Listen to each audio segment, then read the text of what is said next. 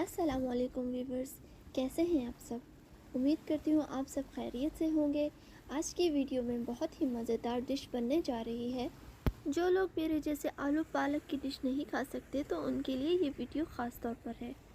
تو آج کی ویڈیو ہم آلو پالک گوشت کے نام کرتے ہیں۔ چلیں آئیں اسٹارٹ کرتے ہیں۔ ہم سب سے پہلے پالک کو ہم دھو لیں گے۔ اس کو دھو کر اچھے سے ہم اس کو کاٹ لیں گے، بالکل ایسے ہی۔ اب پھر ہم آلو لیں گے، آلو کو چھیل کر اس کو کاٹ لیں گے اس پیسز میں، اور ٹماٹر کو ہم چھیل کر کاٹ لیں گے۔ انین کے سلائسز بنا لیں گے ہم، ہری مرچ کو کاٹ لیں گے اور لہسن اور ادرک کا پیسٹ استعمال کریں گے۔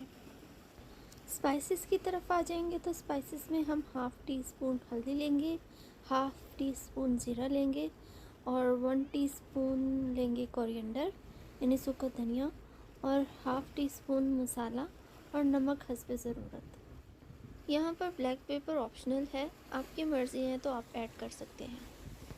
اور گوشت میرے پاس یہاں 1.5 کلو ہے۔ اب ہم اس میں 3 سے 4 چمچ آئل ڈالیں گے۔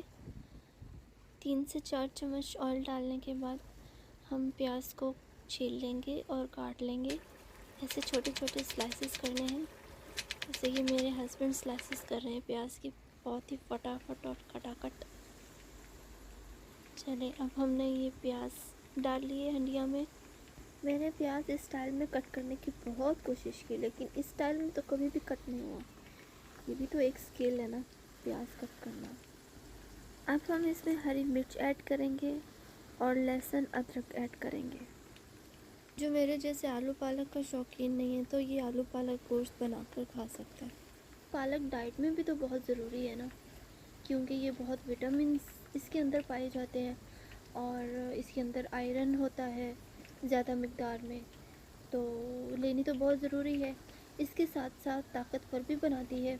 اچھا مزے کی بات ہے کہ ہم جب چھوٹے تھے ہمارے ممی ڈیڈی ایک کارٹون دکھایا کرتے تھے، وہ بھی اسپینش کا ہوتا تھا۔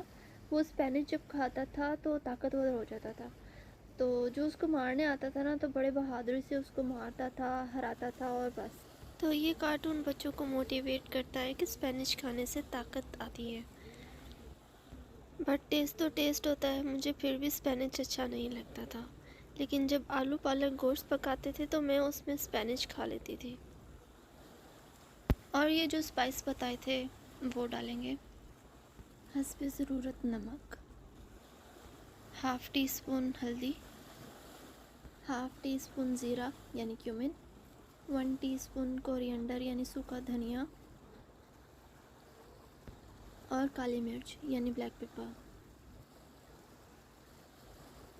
میں یہاں گرم مسالے کے بجائے یہ میگی ڈال رہی ہوں، کیونکہ میرے ہسبینڈ کو یہ پسند ہے، تو میں یہ 1 کیوب ڈالوں گی، گرم مسالہ نہیں ڈالوں گی۔